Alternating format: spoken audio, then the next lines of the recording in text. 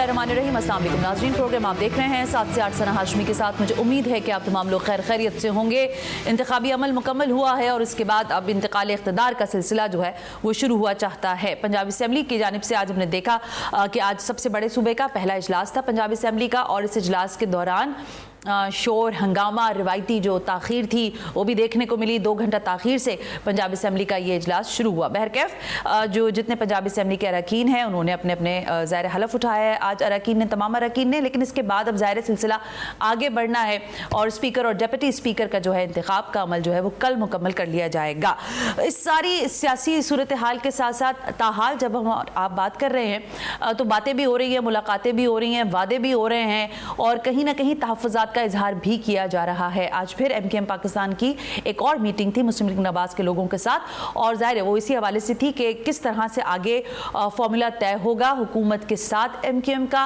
And मुमकिन है कि वजारतों पर भी बात हो रही हो, लेकिन जिस नुकात पर MKM पाकिस्तान ने मुस्लिम लीग नवाज के साथ बात की थी, जो इत्तेहाद किया था, लाइंस किया था इंतखाबात से पहले, शायद उसको बहुत ज़्यादा उस पर बात की जा रही है। तो जाहिर है आज इसका भी अहाता करेंगे। फिर आपसे कुछ देर पहले एक प्रेस कॉन्फ्रेंस हुई है, अयाज सुमरो GDA के सफदर अब्बासी साहब आप लोगों को दिखाई दिए होंगे, वो भी एक इत्तेहाद है। और ज़ाहिर जो इंतखाबी पूरा प्रोसेस था उस पर कोई एक सियासी जमात ऐसी नहीं है जो इस वक्त हुकूमत फॉर्म करने जा रहे हैं वो भी ये कहने पर मजबूर है कि इंतखाबात में धांधली हुई है और हमें जो पूरा हमारा ड्यू प्रोसेस था वो तो हुआ, लेकिन जितनी सीट्स हम समझ रहे थे, जो सर्वेज हमें बताए जा रहे थे, उसके बिल्कुल ही 360 का चेंज हुआ है। लेकिन अब इस सब के बाद बहरहाल अच्छी बात कह या पेशरफ्त कह लें वो ये है कि कम से कम हुकूमत को चलाने की बात हो रही है, इत्तेहादी सामने आना शुरू हो गया और ये मामला चल सो चल है। लेकिन इसके साथ साथ पैरेलल जो है वो ये चल रहा है कि जिन लोगों ने तहफ़्फ़ुज़ात का इजहार किया है कि फ़लाँ हल्के में धांधली हो गई है या फ़लाँ जगह जो है वो हमारे नंबर्स इतने थे, हमें इतने वोट्स पड़े थे और इतने दिखा दिए गए हैं, तो उस पर भी वो सिलसिला भी ट्रिब्यूनल्स का भी जारी है। इलेक्शन कमीशन जो है वहाँ से फैसले भी दे रहा है। गुज़िश्ता रोज़ एक बड़ा फैसला हमने देखा, सीट है इस्लामाबाद की NA आई थिंक 47 की, और तारिक फजल चौधरी साहब जो हैं ये पहले होल्ड हो गई थी और उसके बाद फिर हमें पता चला कि इलेक्शन कमीशन ऑफ पाकिस्तान ने जो है इसको क्लियर किया और ये मुस्लिम लीग नवाज के हिस्से में एक मरतबा फिर आ गई है। पंजाब असम्बली का इफ्तिताही इजलास, खुद मुस्लिम लीग नवाज की सियासत और अभी आगे क्या मामलात होंगे उस पर बात करने के लिए हमने ज़हमत दिया तारिक फजल चौधरी साहब को, रहनुमा है मुस्लिम लीग नवाज के, उनसे ज़रा बात कर लेते हैं। तारिक फजल चौधरी साहब अस्सलाम वालेकुम। सबसे पहले तो बहुत बहुत शुक्रिया कि आपने वक्त दिया, और उससे भी अहम कि आपको बहुत बहुत मुबारक हो। शुरू में आपको मुबारकबाद मिली थी, फिर वो वापस हो गई, लेकिन अब बहरहाल हतमी तौर पर आपको मुबारक हो किसी हो गई है। बिस्मिल्लाहिर्रहमानिर्रहीम, बहुत शुक्रिया आपका, आपने प्रोग्राम में दावत दी। देखिए गुजारिश ये है कि सबसे पहले तो मैं आपने मुबारकबाद दी, आपका शुक्रिया। मुबारकबाद बुनियादी तौर पे पाकिस्तान को है कि पाकिस्तान एक जगह फिर जो हमारी कानून साज असम्बलियाँ हैं, चाहे वो सूबों की हैं चाहे वो मरकज़ी में है, वहाँ पे गवर्नमेंट फॉर्मेशन हो रही है और मुल्क में जमहूरी अमल जो है वो आगे बढ़ रहा है। इलेक्शन के ऊपर तो एतराज़ात होते रहते हैं, 1970 से लेके आज तक कोई एक इलेक्शन मुझे बता दें, कितने साल से ज़्यादा इलेक्शन हो चुके हैं कि जिसमें इलेक्शन पे एतराज़ात ना हुए हों। लेकिन ये उठाना, पटिशंस, ये भी जमहूरी अमल का हिस्सा है। जमहूरियत की खूबसूरती है कि अगर किसी को ये लगता है कि मेरे इलेक्शन में कोई बेज़ाब्ती हुई है तो उसके लिए सिस्टम में फोरम मौजूद हैं जिनसे रुजू करके वो अपने सबूत पेश करके नताइज तब्दील होते रहे हैं, और इसमें तो कोई शक भी नहीं है। जो आपने मेरे हल्के का पूछा NA 47 का, जी तो बुनियादी तौर पे हमारे इस्लामाबाद में 3 हल्के हैं, NA 46, NA 47 और NA 48, और वो तीनों पाकिस्तान मुस्लिम लीग नून ने जीते हैं। हमारे जो मुखालिफ उम्मीदवार हैं उन्होंने 19 तारीख को इस्लामाबाद हाई कोर्ट के इंट्रा कोर्ट बेंच जो कि 2 ऑनरेबल जस्टिस साहिबान पर मुश्तमिल होता है, उसके पास एक अपील लेके गए, जबकि उस अपील पे रजिस्ट्रार साहब ने पहले एतराज़ लगा दिया था कि इस्लामाबाद का जो इलेक्शन ट्रिब्यूनल है वो बन चुका है और हाई कोर्ट में इस केस की समाअत नहीं हो सकती। उसकी वजह ये होती है कि जब ट्रिब्यूनल इलेक्शन कमीशन मुकर्रर कर देता है जो कि एक हाई कोर्ट के जज साहब पे मुश्तमिल होता है, तो वो ट्रिब्यूनल हमारा 17 तारीख को अनाउंस हो गया था। क्योंकि हाई कोर्ट एविडेंस रिकॉर्ड नहीं करती, ट्रायल नहीं करती, वो ट्रिब्यूनल एविडेंस रिकॉर्ड करता है, ट्रायल करता है, और वो जो शिकायत होती हैं उनका सबूत और एविडेंस सारा देख के फैसला करता है। इन्होंने झूठ बोला जाके इंट्रा कोर्ट अपील में कि जनाब ट्रिब्यूनल नहीं बना, ऑनरेबल जस्टिस साहब के तो इल्म में नहीं था, अपने फैसले में लिखा, जो ठीक है। फैसला उन्होंने कोर्ट में सुनाया कि चूंकि ट्राइब्यूनल नहीं बना इसलिए हम इस केस को टेकअप कर रहे हैं और सुन रहे हैं, और हमारे ठीक हो गया। बगैर हमारे यानी हमें नोटिस नहीं हुआ, और उन्होंने जो भी वहाँ पे उल्टे सीधे इल्जामात लगाए हमारे नोटिफिकेशन मुअत्तल हो गए। अच्छा, और जब जस्टिस साहब को इन्होंने ये ट्राइब्यूनल तो 2 दिन पहले बन चुका है, ट्राइब्यूनल की मौजूदगी में हमारा इस्तेकाक नहीं है कोर्ट का कि हम इसको सुने, ट्राइब्यूनल सुनेगा। और इलेक्शन कमीशन में भी एक इनकी पिटीशन पेंडिंग थी, तो वो हाई कोर्ट से डिस्पोज ऑफ कर दी गई विद द डायरेक्शन कि जो फाइनल फैसला होगा इलेक्शन कमीशन ऑफ पाकिस्तान का, वो फैसला फाइनल होगा। और फिर कल जो है इलेक्शन कमीशन ने भी तीनों जी, जो इनकी पिटीशंस थी वो डिसमिस कर दी, और अल्हम्दुलिल्लाह तीनों जो नोटिफिकेशन है यानी 46, 47, 48 के वो दोबारा बहाल कर दिए गए।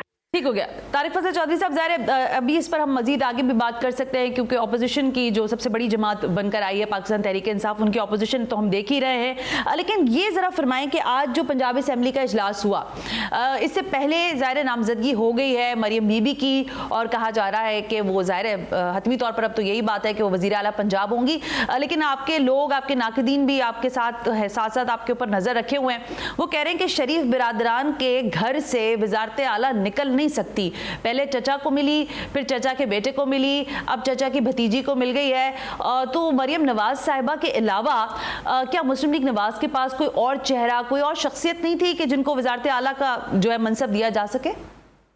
देखिए, इससे पहले वज़ीर आला हमारे रहे हैं, शरीफ खानदान से बाहर रहे हैं, गुलाम हैदर वाई साहब रहे हैं, दोस्त मोहम्मद खोसा साहब रहे हैं। जी जी। लेकिन आपने जो आपकी पार्लिमानी पार्टी होती है उसे भी देखना होता है कि जो वज़ीर आला होता है उसके 2 काम होते हैं। एक ये कि पार्लिमानी पार्टी में भी वो नॉन कंट्रोवर्शियल हो। नॉन कंट्रोवर्शियल का मतलब खुदा न खासा ये नहीं है कोई और आएगा तो कंट्रोवर्शियल होगा। दूसरा ये कि वो इंतजामी तौर पे भी एक बेहतर सलाहियत रखता हो सूबे को चलाने की। सारे लोगों को मंजूर है मरियम बीबी। दोनों चीजें देखी जाती हैं। अच्छा, ठीक है। लेकिन मैं तारिक फजल चौधरी साहब फिर तकरार से ही सवाल कर सकती हूँ आपसे कि देखें, शहबाज शरीफ साहब का एक ट्रैक रिकॉर्ड है पंजाब के अंदर। खुद बिलावल साहब जो आपके अभी भी इत्तेहादी बनने जा रहे हैं, वो कहते थे कि शहबाज स्पीड की हमें ज़रूरत है। अब मरियम बीबी जो हैं वो पहली बार पार्लिमान की सियासत करेंगी, पहली बार वज़ारत आला चलाएंगी। आप समझते हैं कि शहबाज स्पीड को कम्पीट भी कर सकेंगी और वो डिलीवर कर सकेंगी पंजाब सूबे को, गो के उन्होंने अपने अहदाफ काफ़ी बता भी दिए हैं? देखिए, जहाँ तक इंतजामी उमूर की बात की और परफॉर्मेंस की बात की, मैंने मरियम बीबी के साथ साबका दौर में भी जब वो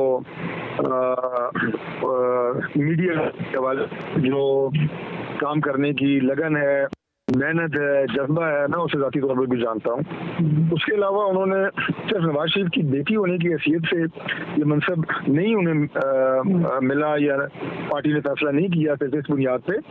जो इमरान खान का 4 साल दौर है उसमें जिस तरह उन्होंने पार्टी के लिए, लीडरशिप के लिए मुश्किल हालात में खड़ी हुई, मामलात मैनेज किए, जमात को जिंदा रखा, ये सारी वो बातें हैं जो उनकी पर्सनैलिटी का हिस्सा है।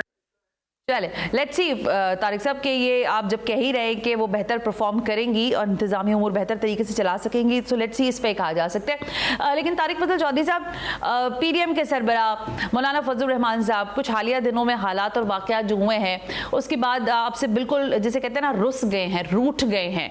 अब जो राह है हमवार करने की या गुफ्तगू की, उसमें हमें पता चला कि ज़ाहिर है जब सेंटर इसाक डार साहब से जो मुलाकात हुई है गफूर हैदरी साहब की, उस पर भी काफ़ी ताज्जुब का इजहार किया बाकी JUIFA के लोगों ने। आप समझते हैं कि मौलाना के साथ जो गुफ्तगू का कोई भी कह सकते हैं दरवाज़ा जो है वो कोई खुला रह भी गया है या मामला ख़त्म हो गया है?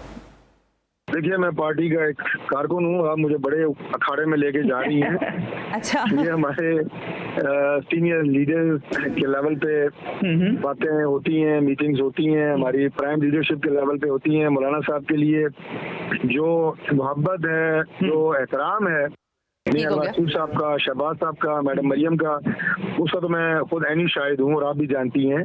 बाकी जो सियासी जोड़ तोड़ होती है इसमें ऐसे मराइल होते हैं कि जब एक कोalition गवर्नमेंट बनती है उसमें मौलाना साहब खुद आना चाह रहे हैं, नहीं आना चाह रहे, या उनकी शराइत क्या हैं, क्या वो हासिल करना चाह रहे हैं। तारिक फजल चौधरी साहब, शराइत की बात तो ठीक है, वो बिल्कुल दुरुस्त आप कह रहे हैं, लेकिन हमारे जहन में या दीगर जगहों से हमें ये खबर मिल रही थी कि शायद मौलाना फजल रहमान साहब जो हैं वो सदारत के उम्मीदवार खुद को समझते भी हैं और वो समझते हैं कि वो एलिजिबल हैं और इस पर मुस्लिम लीग नून जो है वो उनको स्ट्रेंथन करेगी। तो क्या कबाहत थी? लेकिन पाकिस्तान पीपल्स पार्टी से तो आपने हाथ मिलाना ही है और मिला ही लिया है, लेकिन सदारत के मामले पर क्या आप कन्विंस नहीं कर सकते थे पीपल्स पार्टी को कि भाई एक सदारत का ही मामला है तो ये मौलाना को ही दे देते हैं? इसमें क्या मसला था? नहीं, देखें, बुराई तो उसमें कोई भी नहीं है। मौलाना साहब बेहतरीन पाकिस्तान के और मंजे हुए सियासतदान हैं और उनकी सलाहियतों के ऊपर, उनकी शख्सियत के ऊपर तो किसी को भी कोई एतराज़ नहीं है, हमें तो बिल्कुल भी नहीं है। लेकिन बात ये होती है कि जब आपकी सिंगल लार्जेस्ट मेजॉरिटी पार्टी होती है तो आप इस पोजीशन में होते हैं कि आप फैसला साजी में मुकम्मल बाइख्तियार होते हैं। अब हम इस वक्त सिंगल लार्जेस्ट पॉलिटिकल पार्टी नहीं है। हमारी मरकज में भी जो हुकूमत बन रही है पाकिस्तान पीपल्स पार्टी के ताउन से बन रही है और दीगर जमातें उसमें शामिल हैं। अब जो मेजर शेयर है आपकी हुकूमत साजी में वो पाकिस्तान पीपल्स पार्टी का है और वो बजे थे इस बात के कि प्रेसिडेंट जो है वो इस पार्टी से होंगे और वो जरदारी साहब होंगे। तो आप मुझे बताएं कि हमारे पास कितनी गुंजाइश मौजूद है कि हम किसी को अपनी मर्जी से सदर बना सकें। ये मैंने आपको बताया ना कि कोalition गवर्नमेंट में फिर मजबूरी प्रेशर्स होते हैं। ठीक हो गया। तारिक फजल चौधरी साहब, मैं बस ये आपसे जानना चाह रही थी कि देखें, ऑपोजिशन तो आपको तगड़ी मिलेगी, चाहे वफाकी सतह पर बात करें या पंजाब में। आज जो कुछ हो रहा था पंजाब असेंबली में, अगर वो मैं दिखाऊं सारा, तो काफ़ी गुत्थम गुत्था हुए लोग और बातचीत इस तरह से हुई कि काफ़ी नारेबाजी भी हो रही थी। लेकिन मुझे ये बताइएगा कि आप समझते हैं कि आप ऑपोजिशन को इंगेज करेंगे या फिर आप लोग ऑन हेड लेंगे कि भाई इस तरह से मामला को ऑपोजिशन के साथ हमें चलाना होगा? क्योंकि जिस तरह से सीट्स मिली हैं PTI को पंजाब के अंदर भी और वफाक में भी, उस पर बहरहाल उनके तहफ़्फ़ुज़ात मौजूद हैं और वो उस पर मुसलसल तकरार भी कर रहे हैं, बात भी कर रहे हैं। ऐवान के अंदर क्या पॉलिसी अपना रहे हैं आप अपोजिशन के लिए? देखिए, अपोजिशन का मकसद ये होता है कि अगर किसी जगह के ऊपर गवर्नमेंट के किसी पॉलिसी में उन्हें एतराज़ है तो ज़रूर आवाज़ उठाएं, कोई बेहतरी ला सकते हैं तो ज़रूर आवाज़ उठाएं। लेकिन अगर अपोजिशन का मतलब मुखालफत बराए मुखालफत हो कि गवर्नमेंट अगर बेहतरीन भी काम कर रही हो तो आपने उसके रास्ते में रोड़े अटकाने हैं, आपने हुकूमत को फेल करना ही करना है। तो हुकूमत को फेल करना बुनियादी तौर पे मुल्क को फेल करना होता है, क्योंकि हुकूमत मुल्क की खिदमत कर रही होती है। उनके एतराज़ात और उनकी जो मुफीद आरा होंगी वो सारा ठीक है। तारिक फजल चौधरी साहब, बहुत बहुत शुक्रिया। Well, thank you very much Tariq Fazal Chaudhary साहब, थैंक यू। प्रोग्राम में एक ब्रेक शामिल करते हैं, ब्रेक से वापस आते हैं।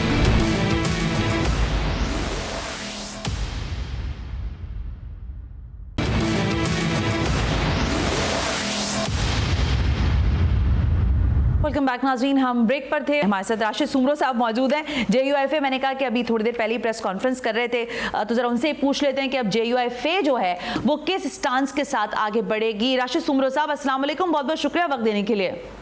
जी वालेकुम अस्सलाम व रहमतुल्लाह। राशिद सुमरो साहब, सवालात तो काफ़ी सारे हैं, आप ये पहले फरमाइए कि अभी ताज़ा जो प्रेस कॉन्फ्रेंस आपने की है, इस प्रेस कॉन्फ्रेंस के ज़रिए आपने क्या मैसेज दिया है, क्या कहना चाहते हैं आप GDA के साथ?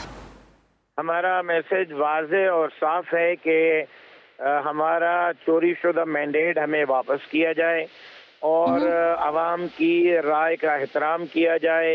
आवाम की राय को सबोताज करके अगर चोर दरवाजे से कोई हलफ उठाएगा तो हम पुरअमन एहतजाज करेंगे। कल हम पुरअमन एहतजाज करने जा रहे हैं, जो गुज़िश्ता 15 दिन से हमारा जारी है, कभी किस पॉइंट पे कभी किस पॉइंट पे, लेकिन कल हम सिंध असेंबली के बाहर पुरअमन एहतजाज करेंगे इंशाल्लाह।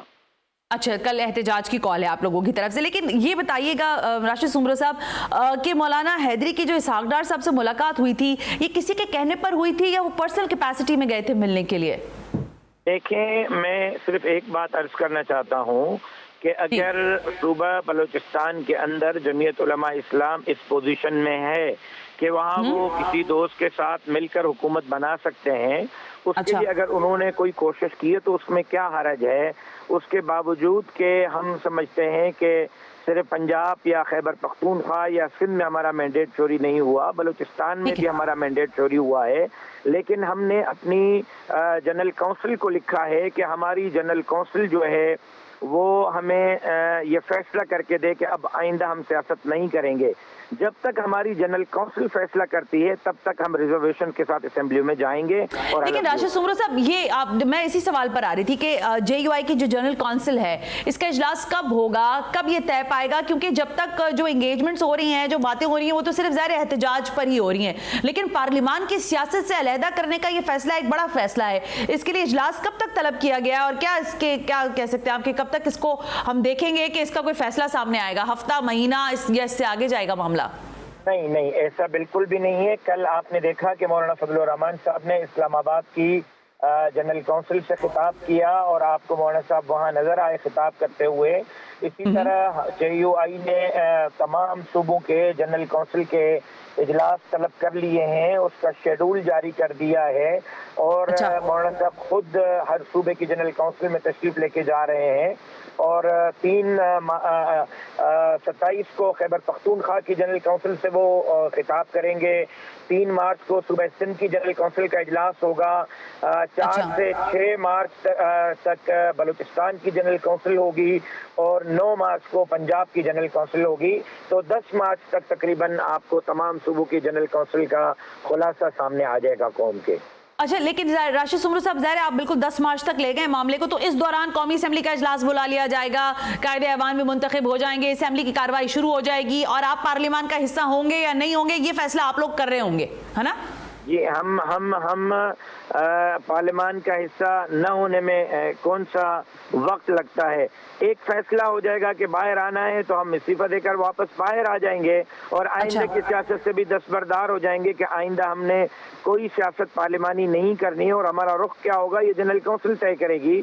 लेकिन जब तक चूंकि ये मजलिस आमला की डोमेन नहीं है, CEC की डोमेन नहीं है कि वो ये फैसला कर सके, तो जब तक जनरल काउंसिल का फैसला नहीं आता तब तक हम रिजर्वेशन के साथ असेंबली में जाएंगे।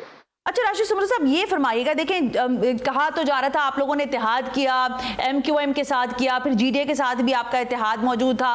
कहा यह जा रहा था कि जो अब की वजीर आला है ना वो पाकिस्तान पीपल्स पार्टी का तो आने नहीं देना, और ऐसा लग भी रहा था जो आप लोगों की तेज मीटिंग्स हो रही थी। लेकिन ये तो सारा तब्दील ही हो गया, इंतखाबी अमल के ऊपर भी क्वेश्चन होना शुरू हो गए, लेकिन अब जियाला ही जो है वो वजीर आला होगा। इसके लिए आपकी सिवाय एहतजाज के अलावा दूसरी क्या हिकमत अमली है? कोई और है कि सिवाय एहतजाज के आप कह रहे हैं असेंबली के बाहर भी एहतजाज करेंगे? कल बार बार ये बात फरमा रही हैं, मुझे बताएं कि पुरअमन एहतजाज के अलावा हमारे पास वो रास्ता कौन सा है?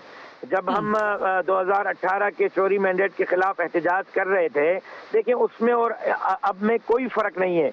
उस वक्त भी PTI को जितना मैंडेट मिला था आज भी तकरीबन उतना ही PTI को मैंडेट मिला है।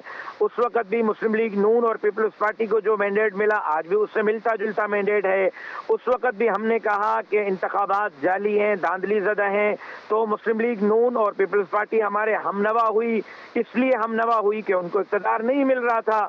PTI हमारी हमनवा नहीं हुई इसलिए कि वो इक़्तिदार बना रहे थे। आज हम उसी पॉइंट पे खड़े हैं जहां 2018 पे थे। मुस्लिम लीग नून और पीपल्स पार्टी इसलिए हमारे हमनवा नहीं है कि वो इक़्तिदार बना रहे हैं। PTI यहाँ में हाँ इसलिए मिला रही है कि वो इक़्तिदार नहीं बना रहे, लिहाजा हमारे मौक़िफ़ में कोई फ़र्क नहीं आया। हम 2018 वाले मौक़िफ़ पे खड़े हैं। फ़र्क आया है तो इन जमातों के मौक़िफ़ में फ़र्क आया है। हम कल भी कह रहे थे कि अवाम की राय का एहतराम किया जाए और हम आज भी कहते हैं कि अवाम की राय का एहतराम किया जाना चाहिए।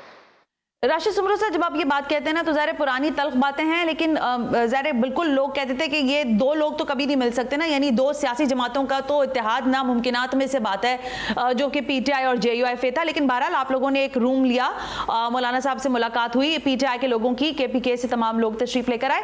लेकिन अब मुझे ये फरमाइएगा, क्या मौलाना का, क्योंकि ज़ाहिर आप लोग बड़े करीबी लोग हैं, मुस्लिम लीग नवाज़ के हवाले से बिलखुसूस और फिर पाकिस्तान पीपल्स पार्टी के हवाले से मौलाना क्या फरमा रहे हैं? क्या गिले शिकवे खत्म हो सकेंगे या ये पॉइंट ऑफ नो रिटर्न पे बात आई हुई है? मौलाना साहब कह रहे हैं कि इनसे तो बात नहीं करनी अब हमने। देखें, सबसे पहली बात यह है कि मेहमान घर आए मेहमान को खुशामदेद किया जाता है। हमने PTI के मेहमान हमारे घर तशरीफ़ लाए, हमने उनको खुशामदेद कहा है। उनके साथ हमारा एक नज़रियाती इख्तिलाफ मौजूद था, मौजूद है। ऐसे नहीं है कि हमारा नज़रियाती इख्तिलाफ उनसे ख़त्म हो गया है और अब उनकी और हमारी सोच कोई मिलती, यानी कि या राशिद सुमरो साहब मुझे कतई कलामी, अच्छा ठीक है कहिए आप, मेरी गुजारिश सुन लें। जी फरमाइए। एक पॉइंट पे इस वक्त हम दोनों का इत्तफाक है वो ये पॉइंट है कि इंतखाबात में धांधली हुई है और मैंडेट चोरी किया गया है। लेकिन इस हवाले से JUI बड़ी क्लियर है कि हमारा इख्तिलाफ न PTI से है, इस मौजू पे न मुस्लिम लीग नून से है, न MQM से है, न पीपल्स पार्टी से है। हमारा शिकवा, हमारी शिकायत, हमारा गिला एस्टेब्लिशमेंट से है, इलेक्शन कमीशन से है, सुप्रीम कोर्ट से है। हम जो इस मामले पर गिलामंद हैं वो पाकिस्तान के इदारों से, सियासी जमातों से नहीं है।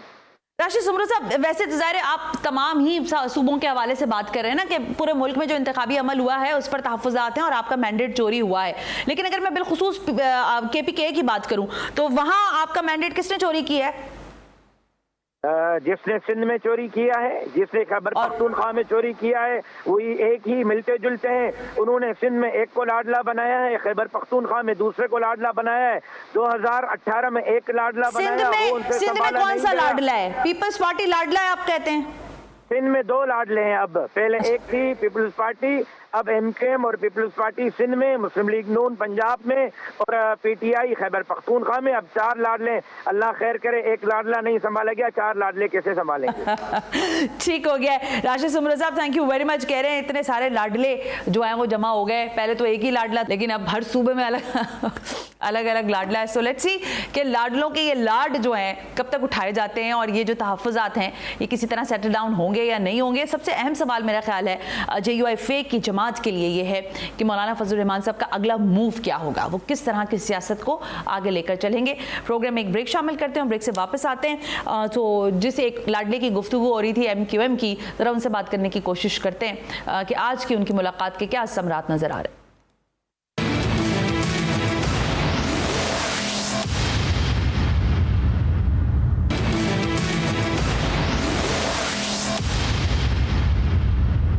वेलकम बैक नाज़रीन, हम ब्रेक पर थे और ब्रेक पे जाने से पहले मैंने आपसे कहा था कि जो वादे और मुलाकातें और बातें हो रही हैं उस हवाले से ज़रा बात करनी है। लेकिन MQM पाकिस्तान के तमाम ही लोग, चाहे वो कराची में हों, लाहौर में हों, इस्लामाबाद में बैठे हों, सारे ही मसरूफ़ हैं क्योंकि राब्ता कमेटी का एक इजलास चल रहा है।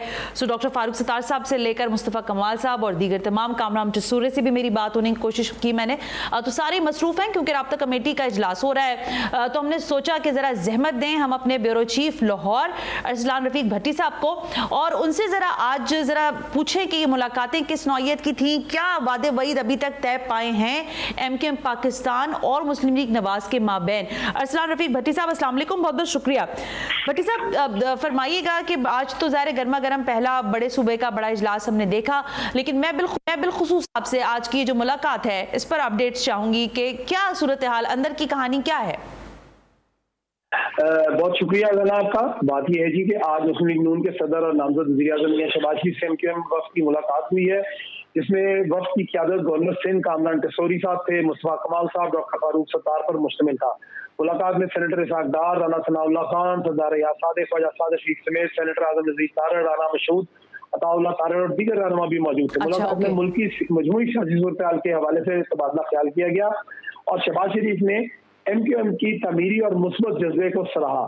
उनका ये कहना था कि तमाम जमातों के मैंडेट का एहतराम, वोट को इज्जत देना है, सब जमातों के मैंडेट का एहतराम करते हैं, जिसको जहां भी मैंडेट मिला है उसको उसकी हुकूमत बनाने की इजाजत होनी चाहिए और उसको बनानी भी चाहिए। उन्होंने कहा कि जिम्मेदारी ये है कि मुल्क के जो माशी खतरात है इसको किस तरह बचाया जाके तरीके अदम एतमाद और मुल्क पाकिस्तान को डिफॉल्ट होने से बचाने में MQM ने कलीदी किरदार अदा किया था माजी में। उनका भी यही कहना था कि अब भी जो माशी चैलेंजेस हमारे सामने हैं उसमें MQM का जो वक्त है 16 माह में उन्होंने जो काम किया वो आइंदा अगले 5 साल भी वो इनका काम करेंगे, जिस पर MQM वफ़द ने मियां शहबाज शरीफ का शुक्रिया भी अदा किया और भरपूर इस अज़म का अदा किया कि वो मुस्तक़बिल में पाकिस्तान मुस्लिम लीग नवाज के साथ मिलकर चलना चाहते हैं और चलेंगे और तमाम जो मुल्क के माशी मसाइल हैं, दीगर मसाइल हैं, तमाम को उनके साथ मिलकर हल करेंगे। जी भट्टी साहब, ज़ाहिर ये तो वो खबर है जो हम सुन रहे हैं और हमें पता है कि ये सारे मामलात ऐसे ही हैं, लेकिन मैं आपसे ये जानना चाह रही हूँ कि ये जो 2 से मेरे ख्याल है, अगर मैं गलती पर नहीं हूँ, 5 से 6 मुलाकातें हैं इंतखाबी अमल के बाद मुकम्मल होने तक की।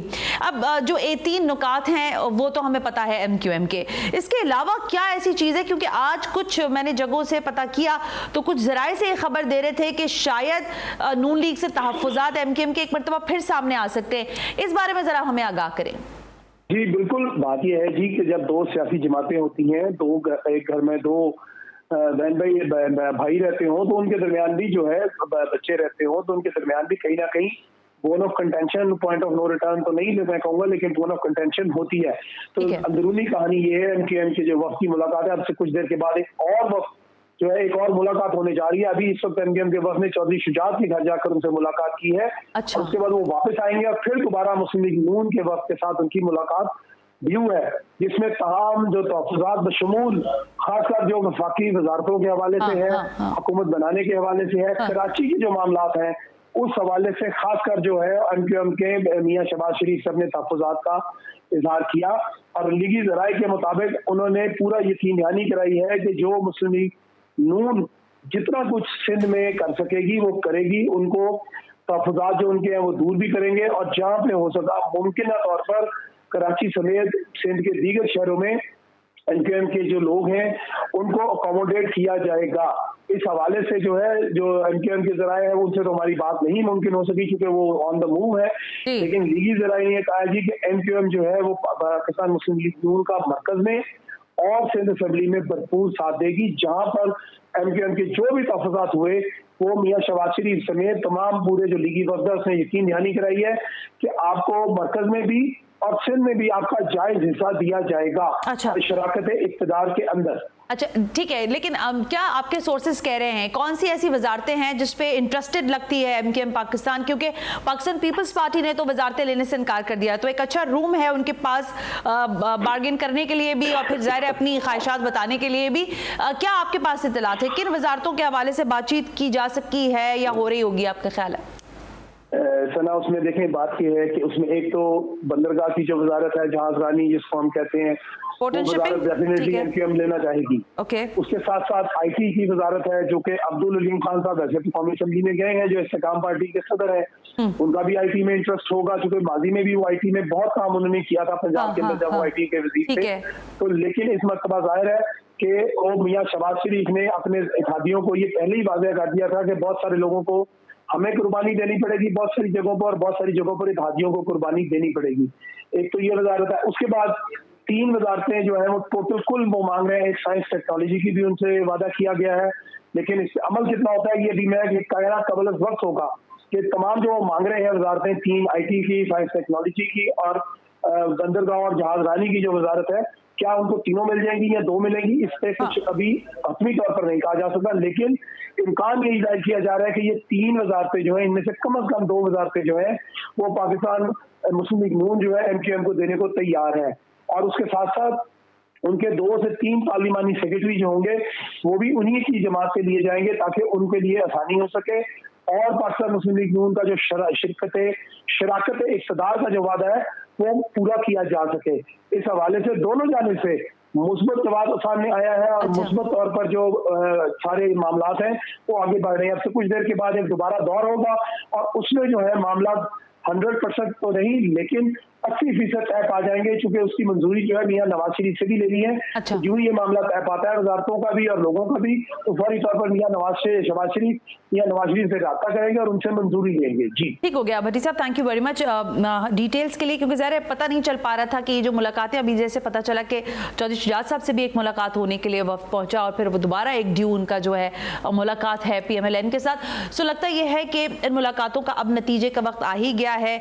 इस असेंबली का जब इजलास कॉल हो जाएगा उसके बाद सारी चीज़ें जो है मजीद फॉर्मेशन की तरफ जाएंगी। बहरहाल पाकिस्तान की सियासत में ये शोर जो है ये ताहाल बरकरार है, जिसमें इंतखाबात में धांधली के अमल के हवाले से भी बात की जा रही है, फिर मौजूदा जो हुकूमत साजी का अमल है उसमें ये हुकूमतें कितना अच्छा और बेहतर परफॉर्म करेंगी ये भी अपनी जगह एक सवाल है। लेकिन सियासी जमातों को जैसा तैसा अच्छा बुरा गलत सही कम थोड़ा जो मैंडेट मिला है, मेरा ख्याल है अब जिम्मेदारी यहाँ से बनती है कि आपको डिलीवर करना अहमियत का हामिल है और शायद इसी पर फिर सवाल भी होगा।